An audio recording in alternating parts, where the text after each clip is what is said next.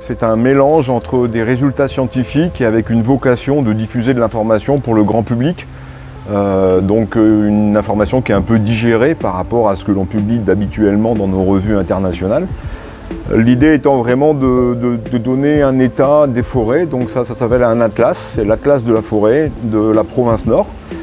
Vraiment, on essaye de faire un bilan pour l'année 2021 de l'état de toutes les forêts de la province Nord et on le décompose commune par commune. Ça permet justement d'avoir une information plus locale. Et on va dire que nos forêts dans la province Nord sont en bon état ou pas? Alors c'est très disparate justement, si on prend d'une commune à l'autre, c'est très disparate. Si on prend dans l'ensemble, on voit bien quand même qu'il y a un gros problème de forêt en province Nord, comme d'ailleurs dans toute la Nouvelle-Calédonie, c'est lié surtout à la fragmentation. Donc cette forêt, elle est décomposée maintenant en petits morceaux, en petits confettis, qui deviennent presque des îles dans une île.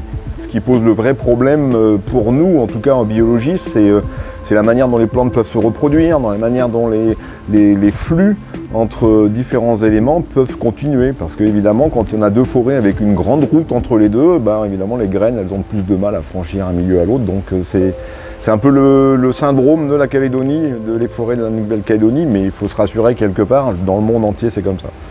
Cet ouvrage qui finalement vous en êtes un des auteurs, c'est cela? Oui, je suis l'auteur numéro 1 parce il faut bien faire une liste, mais on est 11 collaborateurs à avoir participé à ce travail. Alors c'est un travail de longue haleine puisque c'est une forme de compilation de 10 années de recherche.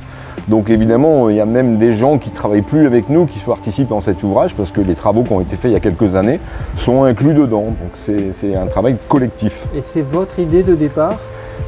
Oui, c'est notre idée. On a eu une idée comme ça de vouloir à un moment donné mettre d'abord dans notre propre intérêt personnel de chercheur, d'arriver à avoir un ouvrage qui était une sorte de bible de tout ce que l'on avait acquis comme connaissance. Et donc c'était d'abord pour nous. Et puis finalement, on a fait un site web comme ça, puis finalement on s'est dit on peut peut-être le traduire aussi par un bel ouvrage qui deviendra une référence, à la fois parce qu'il y a des jolies photos dedans, et puis à la fois aussi parce qu'il y a du texte qui a une rigueur scientifique et donc sur lequel les politiques ou le grand public peut s'appuyer. Et donc on en vient au Silo 2021, auquel vous êtes invité, pour présenter l'ouvrage, ce qui est pour vous une satisfaction? Je suis très heureux parce que vraiment être élu pour aller participer au Silo, c'est une grande nouvelle pour nous. Ça montre que notre livre fait partie quand même des œuvres, des ouvrages qui sont mis en valeur en Nouvelle-Calédonie ou simplement en Océanie. Et donc si on peut effectivement partager avec tous les gens sur place le fruit de ce travail, ça sera dans la continuité de ce que l'on fait, c'est-à-dire essayer de sortir de la science dure et académique pour aller le plus proche du public, pour montrer que la science n'est pas quelque chose d'ésotérique, mais la science est proche des citoyens. Et finalement, la recherche est souvent mise à contribution parce qu'on a besoin de la recherche pour comprendre le monde qui nous entoure. Et dans des beaux livres, ça peut toucher vraiment le grand public. Je pense qu'aujourd'hui, encore plus qu'avant, la relation entre la recherche et le grand public devient de plus en plus fondamentale pour éviter qu'on ait, comme on peut le voir en ce moment, des écarts énormes entre une connaissance scientifique et une compréhension citoyenne.